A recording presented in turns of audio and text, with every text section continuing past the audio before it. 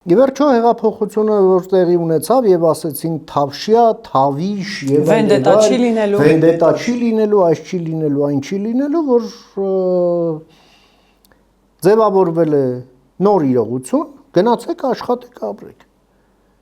Պետությունը ձեզ փայ չի մտնելու, հարկերը երբ որ փայ էր մտնում, հարկերը վճարելու եք, երբ որ չէիք վճարում։ Բիզնեսը քաղաքականությամբ չի զբաղվելու, երբ որ զբաղվում էիք, չէ՞։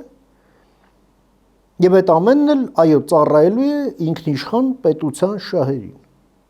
Ասվեց։ Ինչ տեղի ունեցավ, այս մարդիկ ձեռք են բերել կասկածելի ճանապարհներով հսկայական կարողություններ եւ այդ հսկայական կարողությունները գործի են դրել այլ պետության շահերը սպասարկելու գործին են,